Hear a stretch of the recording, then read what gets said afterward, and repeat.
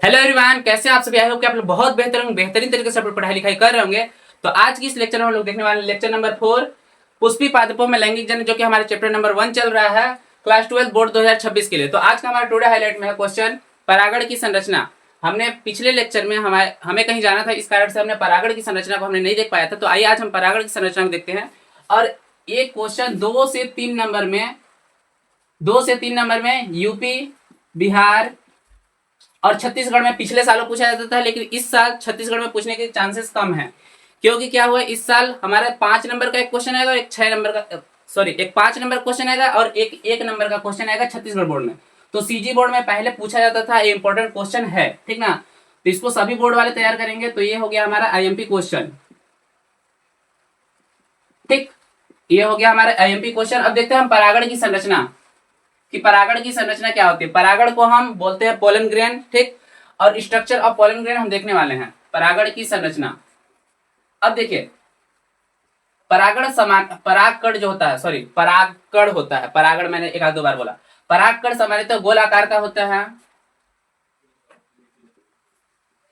परागकण सामान्यतः गोल एवं अंडाकार भी होता है, ठीक ना। अंडाकार का होता है, ठीक।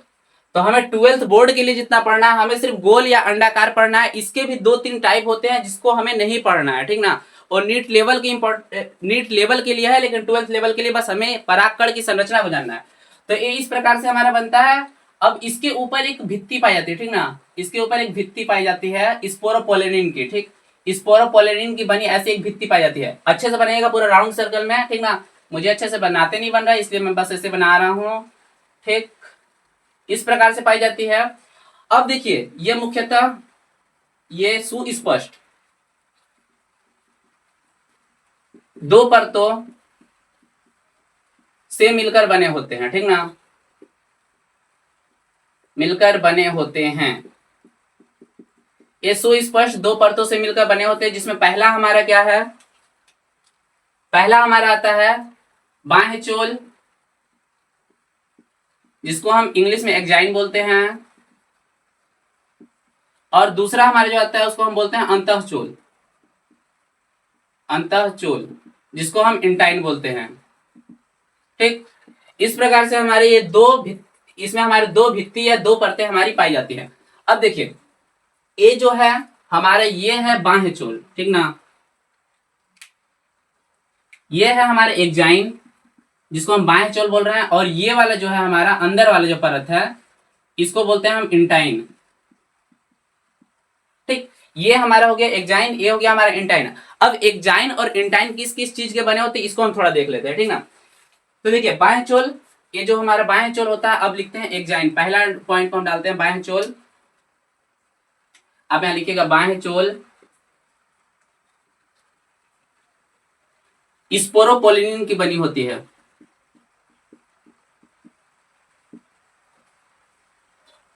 स्पोरोपोलिनिन की बनी होती है, ठीक। बाह्य चोल स्पोरोपोलिनिन की बनी होती है। और जो हमारा ये अंतःचोल है, सेल्यूलोज व पेक्टिन की बनी होती है, व पेक्टिन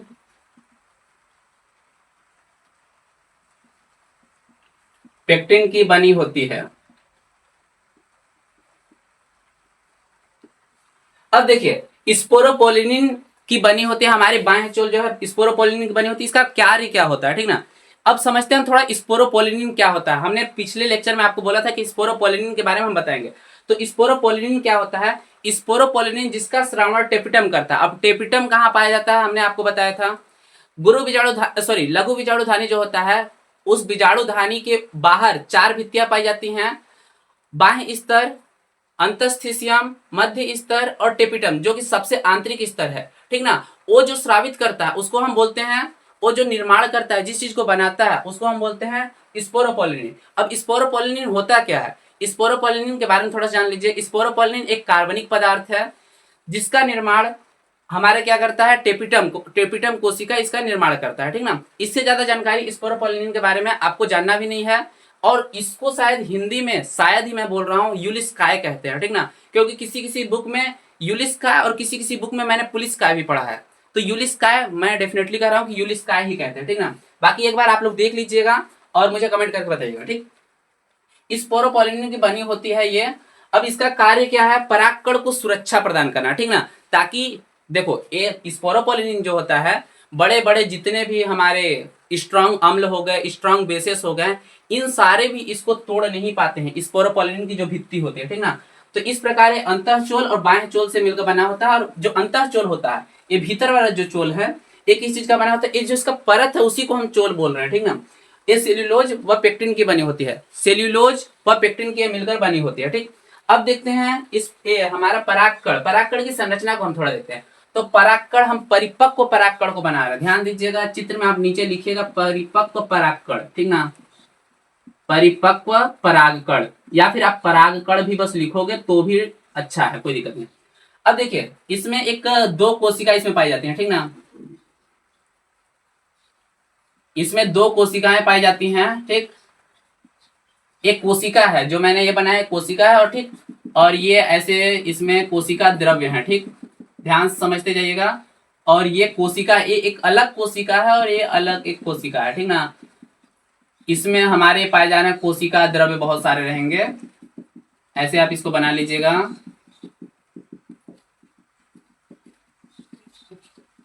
ठीक। इस प्रकार से हमारा बनता है चित्र, जो बनता है परिपक्व परागकण का। अब आइए हम देखते हैं, ये जो हमारी संरचना यहाँ पास दिख रही है, ठीक ना, ये जो हमारी संरचना दिख रही है, इसको हम बोलते हैं जनन छिद्र। ये जो हमारी स्पोरोपोलिनिन की जो हमारी परत होती है, परागकण को पूर्णता नहीं ढकती है, एक जगह पे खाली स्थान होता है, जिसको हम बोलते हैं जनन छिद्र, ठीक ना, इसको हम बोलते हैं जनन छिद्र। अब देखिए, परागकण में, यहां लिखता हूं मैं, यहां तक दिख रहा है, हाँ, परागकण में दो कोशिका उपस्थित हो, दो प्रकार की कोशिका लिखोगे ज्यादा बेटर रहेगा, ठीक ना, दो प्रकार की कोशिका, दो प्रकार की कोशिका उपस्थित होती है। परागकण जो होता है उसमें दो प्रकार की कोशिका उपस्थित है। पहली जो हमारी ये दिख रही है, इसको हम क्या बोलते हैं, इसको हम नाल कोशिका या फिर हम कायिक कोशिका बोलते हैं, ठीक ना। नाल कोशिका क्यों बोलते हैं इसको मैं बता रहा हूं, कायिक कोशिका, और इसको नाल कोशिका भी हम बोलते हैं, ठीक। अब देखो, जैसे ही परागकण हमारा सुग्राहक वर्तिकाग्र के ऊपर गिरता है, समझो ये सुग्राहक वर्तिकाग्र है, इस पे एक परागकण ऐसे गिरा, ठीक ना, तो ये एक पराग नलिका का निर्माण करते हैं, जिसके थ्रू परागकण जाता है उसके भीतर और जाकर निषेचन होता है, ठीक ना। परागण की क्रिया संपन्न होती है अंडाशय के जब बीजांड में जब जाता है, उसके बाद हमारा परागण की क्रिया, यानी कि हम बोल सकते हैं निषेचन हुआ, ठीक ना।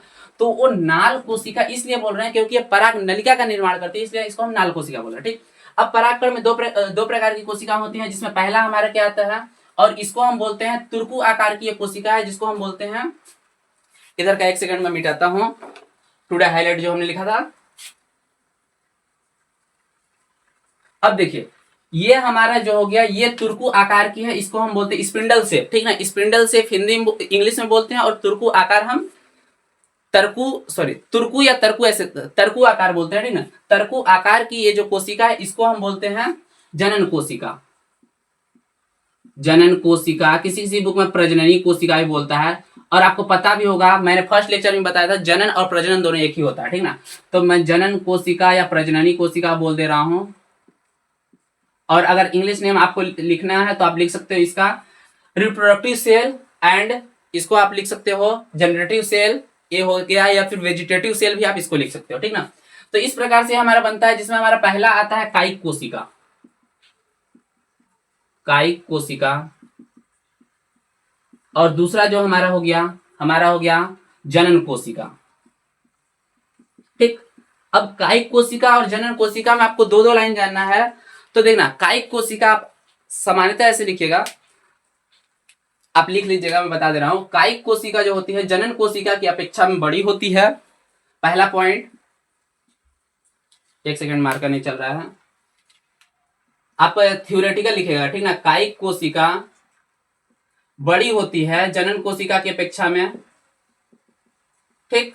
कायिक कोशिका जनन कोशिका की अपेक्षा में बड़ी होती है। और दूसरा चीज, ये क्या बोलते हैं, जनन कोशिका, हमारी जो जनन कोशिका है किसके कोशिका द्रव्य में तैर रही है? कायिक कोशिका के कोशिका द्रव्य में। कायिक कोशिका, यहां तक दिख रहा होगा आई होप, कायिक कोशिका के कोशिका द्रव्य में, के कोशिका द्रव्य में तैरती है, मैं समझा रहा हूं चित्र के माध्यम से भी, ठीक ना। ये हो गई हमारी कायिक कोशिका, ठीक। हमने बताया कि ये है हमारी कायिक कोशिका, और ये कायिक कोशिका का पूरा जो हमने भरा है ये है कोशिका द्रव्य। अब देखिए इस कोशिका द्रव्य में हमारी जनन कोशिका है, तो इसमें तैरती रहती है ऐसे, ठीक ना। कभी यहाँ है कभी यहाँ ऐसे आ जाएगी, ठीक ना। इस प्रकार से तैरती रहती है, तो इसको हम बोलते हैं कि जनन कोशिका जो है कायिक कोशिका के कोशिका द्रव्य में तैरती रहती है।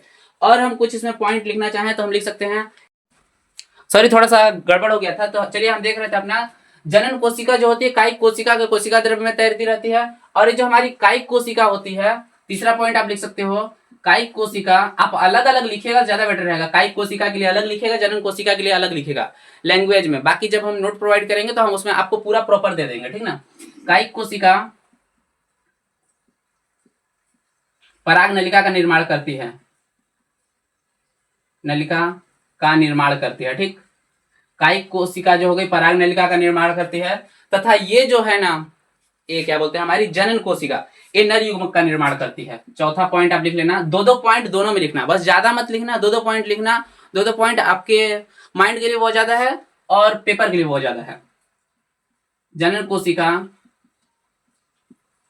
हमारी जो जनन कोशिका है क्या निर्माण करती है? जनन कोशिका हमारी जो है युग्मक का निर्माण करती है, ठीक ना, नर युग्मक का निर्माण, नर युग्मक का निर्माण करती है।